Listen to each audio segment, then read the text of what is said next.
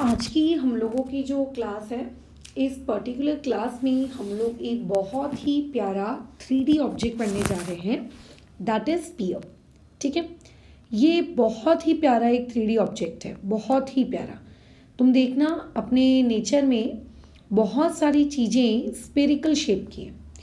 कहने को तो हम लोगों का जो अर्थ है वो भी एक स्फेरिकल शेप का है, बट एक पॉइंट को आप ध्यान रखेंगे कि अर्थ इज नॉट कंप्लीटली, या फिर मैं ऐसा कहूँगी earth is not a perfect sphere, है ना। अर्थ आप लोगों का एक परफेक्ट स्फीयर नहीं है।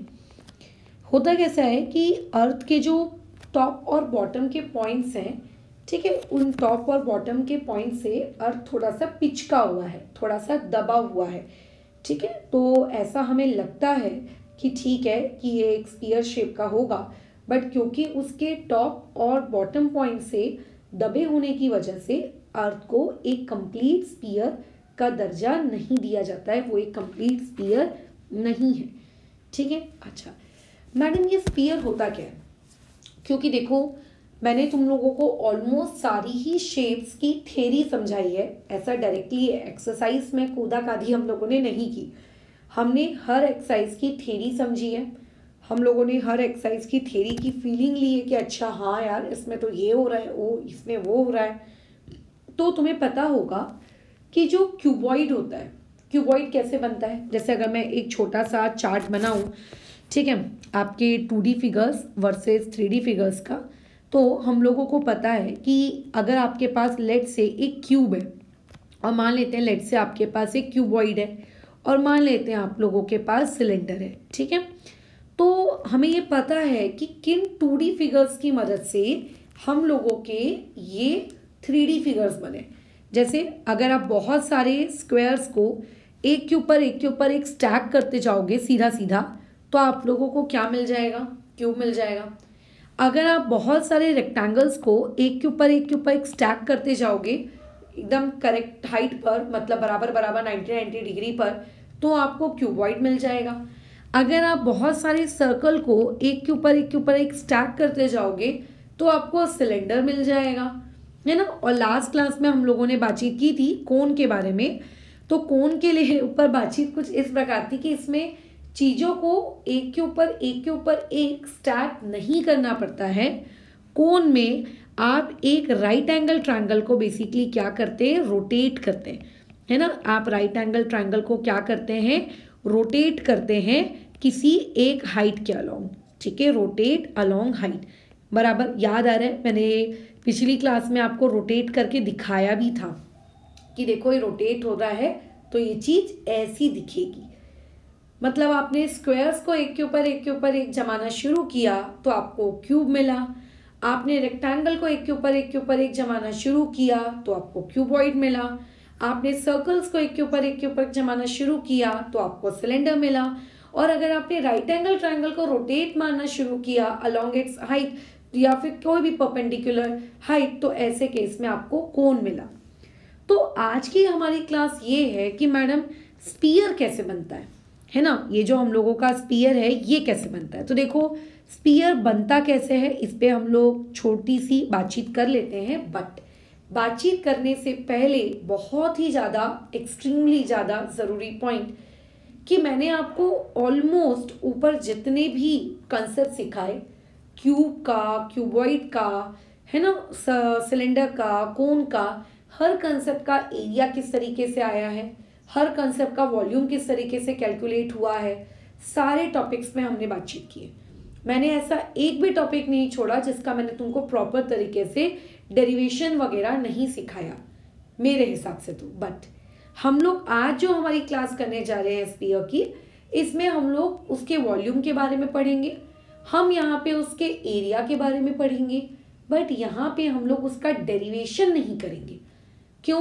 क्योंकि स्फीयर के जो फॉर्मूलेस हैं उनके डेरिवेशन के लिए आपको at least class 11th and class 12th की जो बेसिक मैथमेटिक्स होती है, इंटीग्रेशन, डिफरेंशिएशन, लिमिट्स पुट करना, ये वाली मैथमेटिक्स आपको आनी चाहिए, है ना। और आपको वो भी आती नहीं है। अभी आप कहाँ हो? कक्षा 9वीं में पढ़ रहे हो, बराबर, आप अभी कक्षा 9वीं में पढ़ रहे हो, आपको तो ये आता ही नहीं है फिर। तो देयरफॉर अभी जिस पॉइंट में आप हो, इस पर्टिकुलर पॉइंट पे आपको ये कंसेप्ट नहीं सिखाया जा सकता है। उसमें जब नो डाउट आप 11th एंड 12th में जब आएंगे, वहाँ पे आपके पास एक चैप्टर होगा एप्लीकेशन, क्या है नाम है, एप्लीकेशन और डेरिवेटिव्स वगैरह जैसा, या फिर मान लेते हैं आपके पास एक वॉल्यूम वाला भी एक कंसेप्ट आता है, जैसे एरिया अंडर द कर्व होता है वैसे वॉल्यूम अंडर द कर्व वाला भी एक टॉपिक होता है। इन सारी जगहों पर आप आराम से वॉल्यूम ऑफ स्फीयर का फॉर्मूला कैसा है डिराइव कर लेंगे, सरफेस एरिया ऑफ स्फीयर का फॉर्मूला आप आराम से डिराइव कर लेंगे। और भी तरीके होते हैं जिनसे आप वॉल्यूम के फॉर्मूले तक या एरिया के फॉर्मूले तक आप पहुंच सकते हो, but all those derivations need mathematics of higher level, जो कि अभी आप लोगों को समझा पाना is impossible. Why it is impossible? Because you even don't know what is the meaning of integration. मैं अगर मान लेते हैं किसी एक पर्टिकुलर मैथमेटिकल फॉर्मूले को सॉल्व करके दिखा भी दूं कि लो ये ऐसे आ गया, तो व्हाट्स द नीड? आपको पता ही नहीं है कि अभी इंटीग्रेशन का मतलब क्या होता है। हाँ, बट जब आप हायर क्लासेस में जाएंगे, 11th-12th की मैथ्स पढ़ेंगे, तब आप डेफिनेटली इन सारी चीज़ों को डिराइव वहाँ कर सकते हो। तो हम लोग आज की क्लास में स्पीयर की फील लेंगे, बट स्पीयर के फॉर्मूलोज को डिराइव नहीं करेंगे। क्यों नहीं करेंगे? ऐसा है कि मुझे नहीं आता इसलिए मैं तुमको नहीं बता रही हूँ, मुझे डेफिनेटली आता है। मैंने तो मेरे पूरे पढ़ाई के एंटायर साइकिल के दौरान पीजी तक खतरनाक लेवल की मैथ्स पढ़ी है। फिर लेकिन बात यह है कि तुम अभी छोटे हो, तुमको अभी वो चीज़ें नहीं बताई जा सकती। हाँ, अगर तुम इस टाइप के होते कि नहीं मैडम मेरे को तो इंटीग्रेशन आता है, नहीं मेरे को तो डिफरेंशिएशन आता है, तो फिर बिल्कुल बताया जा सकता था, है ना। खैर, तो ये भाई स्पीयर बनता कैसे है?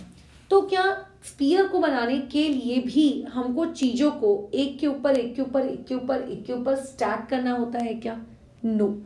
स्पीयर को बनाने के लिए भी आपको चीज़ों को एक के ऊपर एक के ऊपर एक के ऊपर स्टैक नहीं करना पड़ता। ठीक है, आप चीज़ों को एक के ऊपर स्टैक नहीं करते हो।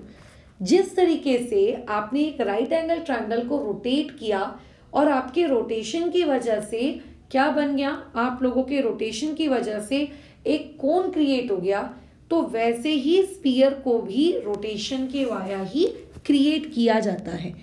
ठीक है, जब हम लोग हमारे सर्कल को क्या करते हैं, रोटेट करते हैं, ध्यान से सुनना, जब आप सर्कल को रोटेट करते हैं अलोंग डायमीटर, तो जो आपको बन के मिलता है that particular thing is known as sphere. थोड़ा इमेजिन कर पाना इस चीज़ को देखो डिफिकल्ट होता है, मैं मानती हूँ। अगर मैंने लास्ट क्लास में तुम लोगों को वो कोन वाला GIF अगर नहीं दिखाया होता तो डेफिनेटली तुम्हारे लिए भी इमेजिन करना डिफिकल्ट होता कि मैडम एक राइट एंगल ट्रायंगल को रोटेट करके आप कैसे कोन बना सकते हो, लेकिन बनाया था ना, बन रहा था ना।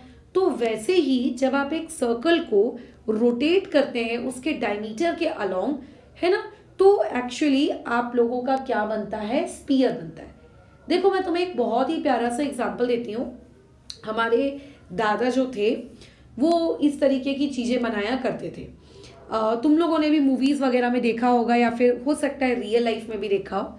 वो कुछ नहीं होता था, बस एक खड्डा लेते थे, खड्डे के ऑब्वियस है 2 एंड्स होते थे। जैसे बहुत ही फेमस है ये चीज़, तो जैसे इस तरफ उन्होंने क्या कर दिया, खड्डे के एक एंड में उन्होंने ऐसा एक पिंजरा बना दिया हाथ से, ड्राइंग से, ठीक है। और जो खड्डे का दूसरा एंड होता था उस दूसरे एंड पर वो एक ना बर्ड बना लेते थे, है ना। और खड्डे के पास कैसा होता था, एक ऐसी डंडी लगी हुई होती थी। फिर अपन इस डंडी को अपने हथेली के बीच में रखकर बहुत जोर से रोटेट करते थे एकदम। जैसे अगर आपके घर में कड़ी बन रही है तो आप जो दही होता है उसको अपनी मथनी से करते हो ना, से सेंट्रीफ्यूगल फोर्स या जो भी है फोर्स लगाते हो, ऐसे ऐसे ऐसे ऐसे इसको फेंटते हो, है ना। तो वैसे ही अपन उसको जोर से घुमाने की कोशिश करते थे। तो बर्ड पीछे की तरफ बनी है, केज आगे की तरफ बना है, लेकिन जब आप उस चीज को बहुत तेजी से रोटेट करते थे तो ऐसा लगता था कि वो जो बर्ड है वो उस केज के अंदर है। ठीक है, मैं तुम्हें रुको एक वीडियो दिखाई देती हूँ, बर्ड इनसाइड केज, शायद मिल जाए जो मैं ढूंढना चाह रही हूँ। हाँ, ये देखो, ये देखो कैसा है। ये पर्टिकुलर आवाज कम कर लेते हैं थोड़ी, ठीक है। And the bird, अच्छा, and then you're going to इन्होंने have क्या an यूज adult किया, help you खड्डा लिया, cut खड्डे out के the 2 two एंड्स है, एक में circles. उन्होंने कुछ So, केज वगैरह बनाया हुआ है और एक तरफ उन्होंने क्या किया है, आप लोगों का बर्ड बनाई है। उन दोनों को उन्होंने देखो स्टिक अप किया और स्टिक करने के बाद बीच में आई थिंक एक धागा बांध दिया। अब देखो उसको तेजी से वो घुमाए, यही सेम चीज हमारे दादा हमको बना के दिया करते थे, है ना। तो देखो अब जब वो घुमा रहे तेजी से, तो आपको ऐसा क्या लग रहा है कि वो जो आपकी बर्ड है वो उस पिंजरे के अंदर है, बट कि रियलिटी में वो बर्ड उस पिंजरे के अंदर है क्या? नहीं, वो बर्ड रियलिटी में उस पिंजरे के अंदर नहीं है। आपको सिर्फ इल्यूजन हो रहा है ना, आपको सिर्फ एक क्या हो रहा है, भ्रम पैदा हो रहा है।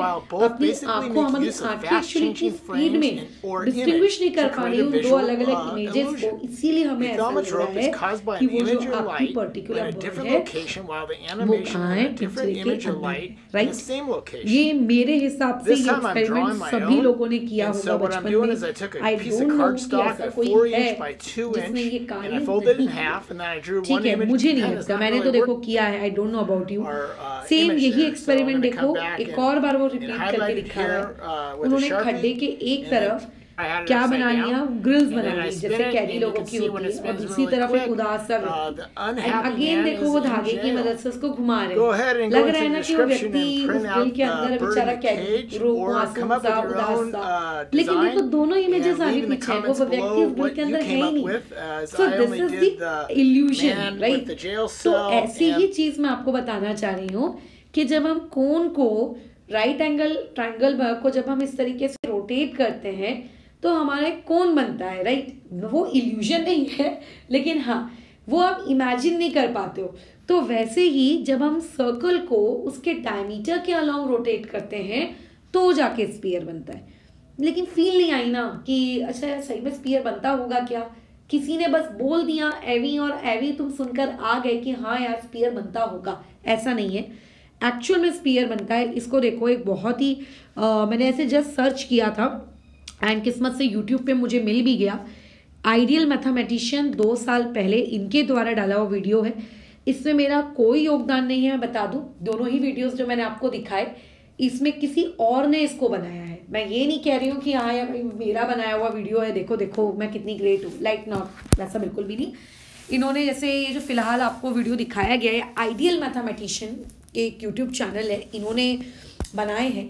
इनके द्वारा बनाए हुए वीडियो से देखो कितने आसानी से ये समझा जा सकता है कि स्पीयर आखिर बनता कैसे। देखो ये उन्होंने दिखाया कि देख भाई ये एक सर्कल है, जैसे सिक्का है, सिक्के के ऊपर उन्होंने लेट से कोई कागज चिपका दिया, ये एक सर्कल है। अब देखो उन्होंने उसको रोटेट करना शुरू किया है ना, अब उन्होंने उसको रोटेट करना शुरू किया। तुम वहाँ पे ध्यान से देखो कि जब वो उसको रोटेट कर रहे हैं, अरे यार ये कहाँ से सजेशंस आ रहे हैं, ठीक है खैर।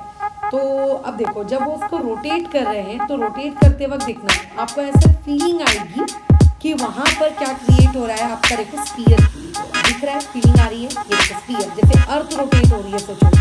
तो दिस प्रूव्स दैट कि अगर आप किसी भी सर्कल को क्या करेंगे, क्या कहते हैं उसको, रोटेट करेंगे उसके किसके अलोंग, उसके डायमीटर के अलोंग, तो यस वहां पे क्या बनता है, एक स्फीयर बनता है।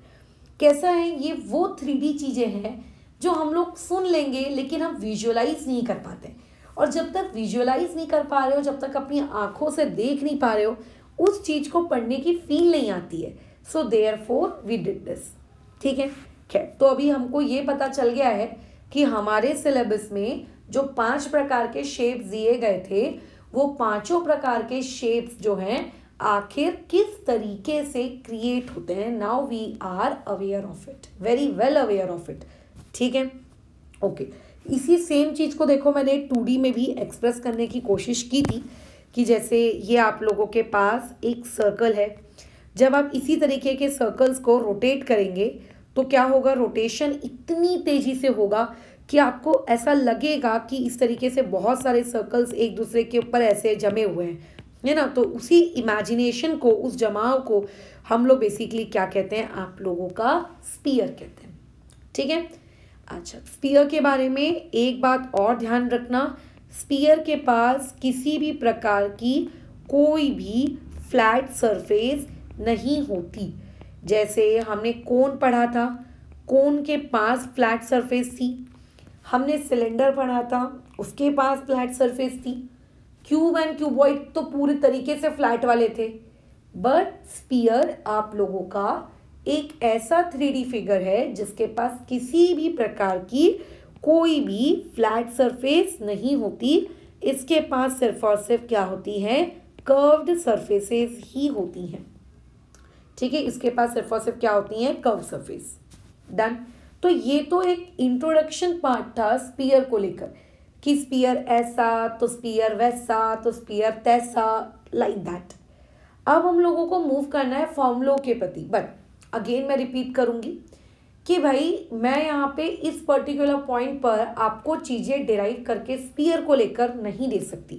ठीक है, तो हम लोग डायरेक्टली फॉर्मूलों को याद रखेंगे यहाँ पे और कुछ भी नहीं। बट उससे पहले ये हम लोगों ने एक स्पीयर लिया है। अब जैसा कि तुम्हें बताया गया कि स्पीयर बहुत सारे सर्कल्स को जब आप क्या करते हो, रोटेट मारते हो तो जाके बनता है। तो इनडायरेक्टली स्पीयर के अंदर एक सर्कल होगा, उस सर्कल का कहीं ना कहीं सेंटर होगा, है ना। तो जो सेंटर उसके अंदर के सर्कल का होता है वही सेम सेंटर स्पीयर का भी होता है। और रेडियस की डेफिनेशन क्या होती है, सेंटर से लेके बाउंड्री तक।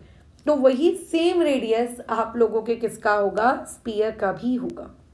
अब यहाँ पे आपको कुछ कंसेप्ट याद रखने हैं कि वॉल्यूम ऑफ स्पीयर आपका कितना होता है, ये होता है 4/3 पाई आर क्यूब। ये बिल्कुल मत पूछो कि मैडम ये कहाँ से आया, बस आ गया है।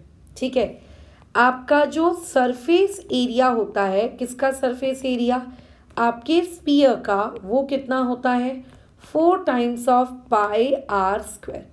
अब कई लोगों का डाउट होता है मैडम ये कौन सा वाला सरफेस एरिया है, ये कर्व्ड वाला सरफेस एरिया है कि टोटल वाला सरफेस एरिया है। तो भाई स्पीयर में तो कर्व्ड ही कर्व्ड होता है, उसमें तो फ्लैट जैसी कोई चीज़ ही नहीं होती। तो चाहे कोई बंदा तुम्हें स्पीयर का कर्व्ड सरफेस एरिया पूछे या वो तुम्हें स्पीयर का टोटल सरफेस एरिया पूछे, दोनों के लिए यही सेम फॉर्मूला लगता है, दोनों के लिए यही सेम फॉर्मूला, यही सेम कंसेप्ट लगता है। ठीक है, बस यही 2 ठोक फॉर्मूले हैं आप लोगों के सिलेबस में, दैट्स ऑल। हाँ, इसके अलावा तुम्हें एक कंसेप्ट और देखने को मिल सकता है स्पीयर का ही जोड़ीदार, उसका भागीदार, दैट इज हेमीस्फीयर। अब यहाँ पे ये जो वर्ड है हेमी, हेमी का मतलब सिंपल भाषा में होता है आधा। और अगर मैं स्पीयर का आधा टुकड़ा कर दूं तो जो बनेगा, दैट बना हुआ part is known as hemisphere. जैसे आपके घर में अगर कोई बाउल है, कोई कटोरी है, तो आप उसको कंसीडर कर सकते हो लाइक अ हेमीस्फीयर। अगर आपके पास एक टेनिस बॉल है, अगर आपके पास एक रबर बॉल है और आपने उसको 2 इक्वल पार्ट्स में काट दिया, तो जो 2 इक्वल पार्ट्स होंगे, that 2 equal parts will be considered as hemisphere. ठीक है, वो आपके हेमीस्फीयर होंगे। बढ़िया, ठीक है मैडम। उसके अलावा अब जैसे कि यहाँ देखिए, यहाँ पे ये मेरे पास एक कंप्लीट स्फीयर था, मैंने इसको इस तरीके से 2 इक्वल पार्ट्स में काट दिया। ये हो गया आप लोगों का पार्ट नंबर 1, ये हो गया आप लोगों का part number 2। So both this parts are considered as what, hemisphere. ठीक है, अच्छा अब देखो स्पीयर और हेमीस्फीयर में एक बहुत ही ज़्यादा ज़रूरी जो पॉइंट है हमारे डिस्कशन का, वो ये कि जो हेमीस्फीयर होता है, अरे यार ये क्या बन गया, ठीक है रुको ठीक कर लेते हैं। जो हेमीस्फीयर होता है ये कुछ लगभग इस प्रकार का दिखता है। खैर मेरी ड्राइंग स्किल्स उतनी अच्छी नहीं है, तो ये वाला जो हिस्सा है, ये वाला जो पार्ट है, this particular part is curved. आप अपने घर की कटोरी को देख लो, वो पार्ट होता है कर्व्ड। बट जो इसका टॉप पार्ट होता है, ये वाला पार्ट, ये वाला पार्ट, जैसे अगर आप लोग कभी आइसक्रीम की डिब्बी खरीद के लाते हैं, वो आते हैं ना आइसक्रीम के कप्स, तो आइसक्रीम उसके अंदर होती है, ये तो हम सब जानते हैं। बट उस आइसक्रीम के ऊपर एक छोटा सा क्या लगा हुआ होता है, आप लोगों का खड्डा लगा हुआ होता है। ठीक है, तो दैट पर्टिकुलर खड्डा है ना, वो पर्टिकुलर खड्डा जो उसके ऊपर लगा हुआ होता है वो सर्कल शेप का होता है, वो कर्व तो नहीं होता है। तो ये जो टॉप पार्ट है ना, ये टॉप पार्ट आप लोगों का कैसा है, ये टॉप पार्ट आप लोगों की एक फ्लैट सरफेस होती है। ठीक है, और इसकी क्या शेप होती है, इसकी शेप होती है सर्कुलर। मतलब हम जो बात कर रहे थे कि स्फीयर के पास एक भी फ्लैट सरफेस नहीं होती, ये ट्रू है, लेकिन जो हेमिस्फीयर होता है इसके पास होती है, ठीक है, इसके पास होती है। तो अभी देखो, जब हमारे पास एक कंप्लीट स्फीयर था तो कंप्लीट स्फीयर का जो कर्व्ड सरफेस एरिया था वो था 4πr²। अब अगर तुमने उसका आधा कर दिया, लेट्स से अगर तुमने उसको डिवाइड बाई 2 कर दिया, तो कर्व्ड को जब आप डिवाइड बाई 2 करोगे तो ये पिंकी पिंकी वाली जगह बनेगी, और पिंकी पिंकी वाली जगह का एरिया कितना होगा, इसका एरिया होगा 2πr²। सो इस पिंकी पिंकी वाली जगह का एरिया कितना है, इसका एरिया है 2πr²। कैसे आया है 2πr²? कंप्लीट स्फीयर का 4πr² था, तो इस पिंकी पिंकी वाला तो उसका आधा पार्ट है, तो इसका 4πr² होगा। लेकिन ये जो ऊपर की फ्लैट सरफेस है ये तो एक सर्कुलर शेप की है, और सर्कल का एरिया कितना होता है, सर्कल का एरिया होता है πr²।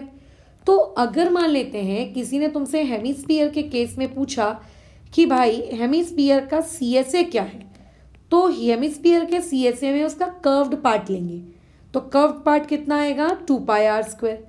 लेकिन अगर किसी ने तुमसे हेमिस्फीयर का TSA यानी कि टोटल पूछ लिया, तो टोटल में उसका कर्व पार्ट भी आएगा और प्लस उसका सर्कुलर पार्ट भी आएगा, और कर्व पार्ट हो गया 2πr², सर्कुलर पार्ट हो गया πr²। सो देयरफॉर हेमिस्फीयर का TSA जो बनेगा उसका फॉर्मूला होगा 3πr²। जैसे किसी ने पूछ लिया कि एक आइसक्रीम की डिब्बी को बनाने के लिए कितना खड्डा लगेगा, तो आइसक्रीम की डिब्बी को बनाने के लिए नीचे का कर्व्ड वाला पार्ट भी लगेगा और ऊपर से भी लगेगा हमको, ठीक है, ऊपर से भी तो उसको ढकना पड़ता है ना। फिर तो ध्यान रखना, स्फीयर में कोई फ्लैट सरफेस नहीं होती, ठीक है, लेकिन हाँ हमारे हेमिस्फीयर में फ्लैट सरफेस होती है, हाँ हमारे हेमिस्फीयर में फ्लैट सरफेस होती है, ठीक है, ओके। अब बात आती है मैडम हेमिस्फीयर के वॉल्यूम की। तो देखो, जिस तरीके से स्फीयर का वॉल्यूम है उसी तरीके से हेमिस्फीयर का भी वॉल्यूम होगा, बट जैसे कि हम जानते हैं कि जो हेमिस्फीयर होता है ये बेसिकली आपके स्फीयर का डिवाइड बाई 2 होता है। यानी कि अगर कोई तुमसे ये पूछेगा कि स्फीयर का वॉल्यूम अगर 4/3πr³ है तो हेमिस्फीयर का कितना होगा, तो हेमिस्फीयर का उसका आधा होगा, यानी कि 2/3πr³। ये इस तरीके से, ठीक है। बस बहुत ही प्यारा सा कंसेप्ट था, छोटा सा हमारा। तो फिलहाल यहाँ पे इस पर्टिकुलर डिस्कशन को हम लोग यहाँ पर रोकते हैं, ठीक है। इसमें हमने स्फीयर की सारी जानकारियों के बारे में पढ़ लिया, और स्फीयर क्या होता है क्या नहीं होता है इस बारे में भी हमने डिस्कशन कर लिया। अब यहाँ पे चीज़ों को रोक कर इसके आगे की क्लास में इससे रिलेटेड न्यूमेरिकल्स की तरफ मूव करेंगे, ठीक है।